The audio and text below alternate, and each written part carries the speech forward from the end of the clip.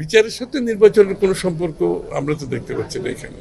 আমি এটা প্রস্তাব করছি, এটা হতে হবে, এটা করতে হবে, এই ধরনের মন মানসিকতা যদি থাকে তাহলে তো আমরা আবার শেখ হাসিনার কথা মনে করে যাই। আমাদের শেখ হাসিনার বিচার চায় না বাংলাদেশে কেউ আছে আমার তো জানা নেই। এবং বিচারিক প্রক্রিয়া তো সেটা তো আইনি প্রক্রিয়া, সেটা তো চলতেই থাকবে, তাই না? তো শেখ হাসিনার বিচার সরকার আসুক, আরো সরকার পরিবর্তনের সাথে বিচারিক প্রক্রিয়ার তো কোনো সম্পর্ক নেই। বিচারিক প্রক্রিয়া হচ্ছে আমরা আইনের শাসনে যদি বিশ্বাস করি তো বিচারিক প্রক্রিয়া চলতে আছে এবং চলবে।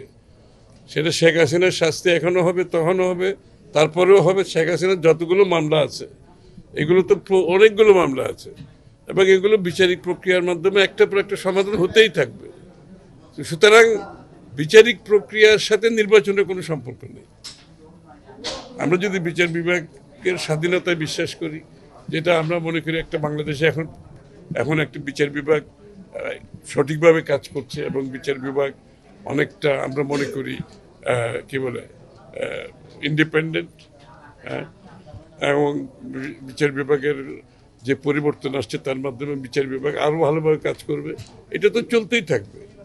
তো সুতরাং এই হাসিনার আওয়ামী লীগের যারা দুঃশাসন যত সবার বিচার হতে হবে, তাই না? হাসিনার তো বটেই।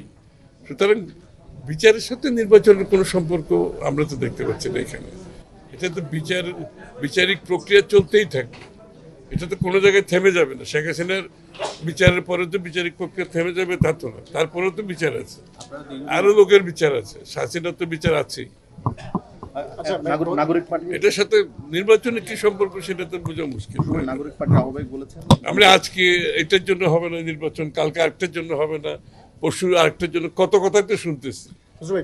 এই সমস্ত কথাবার্তা বলে নির্বাচন ব্যবস্থা, গণতান্ত্রিক ব্যবস্থাকে পিছিয়ে নেওয়ার কোনো সুযোগ নাই, কোনো সুযোগ নাই। এটা একদম পরিষ্কার কথা। এই সমস্ত আজকে একটা, কালকে একটা, পরশু একটা আমরা বক্তব্য রাখবো, এর মাধ্যমে কোনো বিচারিক এখন আবার আমরা নতুন কথা শুনতে পাচ্ছি। সুতরাং এগুলোর বলে তো নির্বাচন ব্যবস্থার, গণতান্ত্রিক ব্যবস্থাকে পিছিয়ে নেওয়ার কোনো সুযোগ নাই। একদিন যাচ্ছে বাংলাদেশে অনির্বাচিত সরকার, অগণতান্ত্রিক। আমরা যে গণতন্ত্রের জন্য আমরা যুদ্ধ করেছি, জীবন দিয়েছি, ত্যাগ করেছি, একটি জনগণের কাছে তার ক্ষমতা মালিকানা ফিরিয়ে দেওয়ার জন্য, তার নির্বাচিত সরকারের জন্য, এবং যারা জনগণের কাছে দায়বদ্ধ থাকবে, জবাবদিহি থাকবে, শেখ হাসিনার বিচারের জন্য দায়ী থাকবে। যারা নির্বাচিত হবে তারা শেখ হাসিনার বিচারের জন্য তো দায়ী থাকবে। সুতরাং এই দায়বদ্ধতা থেকে কোনো কেউ বাদ যাবে না। একটা দেশের এই ধরনের সমস্যা, যে নিত্যপণ্যের দাম বলেন, আইন শৃঙ্খলা বলেন, বিভিন্ন সমস্যা যেটা প্রতিদিন আপনারা বলছেন এটা বেড়েই চলছে এবং এটা প্রতিনিয়ত রিপোর্ট হচ্ছে, এইটা তো আমি সত্যি কথা বলতে কি ব্যক্তিগতভাবে এরকম একটি অনির্বাচিত সরকারের পক্ষে এটা ট্যাকেল করা খুবই ডিফিকাল্ট। এখানে এই সমস্যাগুলো সমাধান করতে গেলে আপনাকে জনগণের সমর্থন নিয়ে আপনাকে একটা দল ক্ষমতায় থাকতে হবে, জনগণের অর্থাৎ রিপ্রেজেন্টেটিভ ক্যারেক্টার থাকতে হবে এর মধ্যে, অর্থাৎ জনগণের কাছে দায়বদ্ধতা জবাবদিহি থাকতে হবে। অর্থাৎ আপনার জনগণ, একটা অ্যাডমিনিস্ট্রেশন চলে কিভাবে একটা গণতান্ত্রিক প্রক্রিয়াতে, এটা চলে একটি নির্বাচিত সরকার যখন আসে তার সাথে জনসমর্থন নিয়ে আসে, এবং সেই জনসমর্থন, পলিটিক্যাল ওয়েট, পলিটিক্যাল মাইট, পলিটিক্যাল মাসেল দেশ পরিচালনার একটি অংশ। কিন্তু এখানে খালি আইন শৃঙ্খলা বাহিনী আর সরকারি কর্মকর্তারা দেশ চালায় না। দেশ পরিচালনার পেছনে মূল শক্তি হচ্ছে জনসমর্থন পুষ্ট একটি সরকার যখন ক্ষমতায় থাকে, এবং তারা যে সিদ্ধান্তগুলো নিতে পারবে, তারা তাদের দৈনন্দিন জীবনে মানুষের কাছে যে জবাবদিহিতা, তাদের এমপিরা বলেন, তাদের দলীয় নেতাকর্মীরা দৈনন্দিন জীবনে তাদেরকে জবাবদিহিতা করতে হয়, এবং তারা জনগণের ফিডব্যাক পাচ্ছে। সুতরাং জনসমর্থন পুষ্ট সরকার ব্যতীত, political weight, political muscle, political সমর্থন ছাড়া আপনি এই সমস্ত সমস্যার সমাধান করা খুবই কঠিন।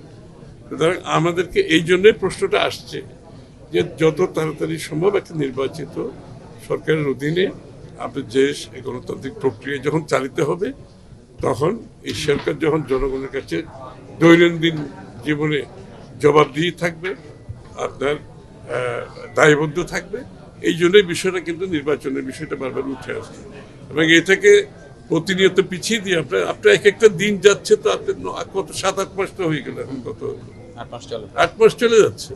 বাংলাদেশে কোনো নির্বাচিত সরকার নেই, বাংলাদেশে কোনো প্রতিনিধিরা দেশ চালাচ্ছে না, জনগণের প্রতিনিধিরা দেশ চালাচ্ছে না। এই জনগণের কাছে বর্তমান সরকারের দায়বদ্ধতা বলে সেইভাবে নির্বাচিতভাবে দায়বদ্ধতা যেটা আছে সেটাও তাদের কাছে নাই। সুতরাং এখানে জনসমর্থন পুষ্ট সরকারের যে শক্তি, যে ওয়েট থাকে, যে পলিটিক্যাল ওয়েট থাকে, এটা ব্যতীত আপনি সফলভাবে আপনি এটা সমাধান করতে পারবেন না। কারণ আপনাকে short term, mid term, long term policy নিতে হবে। এগুলো কিন্তু কালকে একদিনের সমাধান না, কিন্তু এগুলো short term, mid term, long term সমাধান দিতে হবে। এই জন্য আপনি একটি নির্বাচিত জনগণের সমর্থন পুষ্ট একটি সরকার থাকলে এই সমস্ত কাজ করতে সরকারের যে শক্তি থাকে পেছনে সেটা কাজ করছে না। সেটা আইন শৃঙ্খলা বাহিনী সরকারি কর্মকর্তার একা দেশ চালায় না, দেশ চালায় জনগণের সমর্থন নিয়ে। একটা সরকার যখন আসে, দেশের জনগণের সমর্থন কিন্তু সেখানে থাকতে হবে। সুতরাং সেই বিষয়টা আজকে অনুপস্থিত। নাগরিক পার্টির সভাপতি বলেছেন গণপরিষদের ভোট এবং জাতীয় নির্বাচন একসাথে চলতে পারে, এই পয়েন্টটাও কি আসলে মনে করেন কিনা? যে আরেকটা সম্পূর্ণ করি সাথে যে ওনারা সেকেন্ড রিপাবলিকের কথা বলছেন, যদিও আপনি এটা নিয়ে কথা বলছেন, কোনো সমস্যা নেই তো। এরকম শুনেন, আমরা এই 16 বছর আমরা যুদ্ধ করেছি, ত্যাগ স্বীকার করেছি, প্রাণ দিয়েছি। বাংলাদেশের মানুষ, 16 কোটি মানুষ এর আন্দোলনের মাধ্যমে শেখ হাসিনাকে, স্বৈরাচারকে বিদায় করার উদ্দেশ্য ছিল একটা গণতান্ত্রিক পরিবেশ সৃষ্টি হবে, গণতান্ত্রিক প্রক্রিয়া চালু হবে, বাংলাদেশের জনগণ তাদের স্বাধীনভাবে কথা বলতে পারবে, দল গঠন করতে পারবে, তাদের মতামত প্রকাশ করতে পারবে, তাদের মতামত জনগণের কাছে নিয়ে যেতে পারবে। সুতরাং যে কোনো দল তাদের মতামত নিয়ে আসতে পারে, সেখানে কোনো সমস্যা নেই। কিন্তু সেই মতামত যদি আমাদের সেই মতামতের সিদ্ধান্তে যখন আপনাকে আসতে হবে, মতামত তো সবারই থাকতে হবে।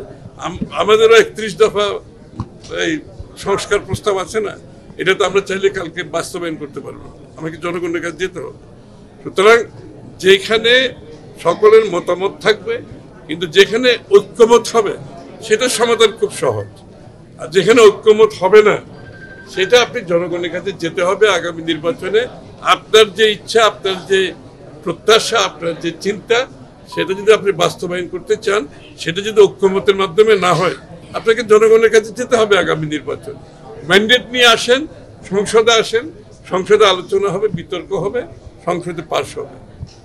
সোজা কথা, ঐক্যমতের পরিপ্রেক্ষিতে যে সমস্ত সিদ্ধান্ত আসবে সেখানে কারো তো কোনো সমস্যা নেই। কিন্তু আমি এটা প্রস্তাব করছি, এটা হতে হবে, এটা করতে হবে, এই ধরনের মন মানসিকতা যদি থাকে, তাহলে তো আমরা আবার শেখ হাসিনার কথা মনে পড়ে যায় আমাদের, তাই না? আমরা এটা বলছি, আমরা এটা করবো, এটার আগে ওইটা হবে, এগুলো তো হবে যেখানে ঐক্যমত হলে ভালো। ঐক্যমত না হলে আপনাকে জনগণের কাছে যেতে হবে ম্যান্ডেটের জন্য। আগামী নির্বাচনে আপনি ম্যান্ডেটের জন্য যান জনগণের কাছে, জনগণ যাদেরকে ম্যান্ডেট দেবে সেগুলো বাস্তবায়ন হবে।